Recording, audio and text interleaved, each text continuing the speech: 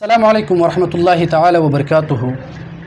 انتهایی واجب الاحترام حضرات، د فیسبوک په دغه پاڼه باندې یو کس چې حضرت علي او رباني ځان ته وایي د څو ورځو نه بلکې د څو میاشتو نه زموږ په مشرانو باندې اعتراضات کوي، لیکن دا داسې یو انسان دی چې دی اول صیفي و او صیفیت خو هم هر چاته پته ده چې څنګه یو صیفیان دغه خلک د کومې طبقې سره تعلق ساتي. دویم دی بیا مماتي شو او بیا اوس دی وهابي دی.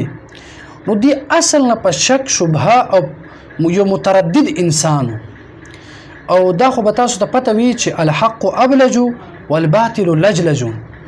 دی بیا مماتي شو. نو چې کله دی مماتي شو نو دا خبره هم یاد ولرئ چې المماتیة قنطرة لا مذهبیة. دغه مماتیت دا د لامذهبیت یوه لاره ده چې اول صیفي و بیا دغه شان د دې مماتي شو. نو دا مماتیت د لامذهبیت لاره وه، اوس دی لاړو وهابي شو. نو دغه وهابیت نه پس چې یو قدم واخلی دی به لامذهبه شي او بس د دایرې د اسلام نه به دی خارج شي. خو الله تعالی د خیر وکړي چې دی ته حق میلاو شي، د دې دغه شک او شبه ختم شي او دی حق لاره باندې روان شي چې الله تعالی دی ته د دواړو جهانونو کامیابي ورکړي. او دریمه خبره دی زموږ په فقه حنفیت باندې اعتراضات کوي. نو حضرت دا یاد ولره حضرت علي رباني چې ته څومره اعتراضات کوي په فقه حنفي باندې، چې څومره اعتراضات وي دا ټول په کتابونو کې موجود دي. ته کتابونو ته رجوع وکړه، ستا د ټول اعتراضاتو جوابات به درته میلاو شي.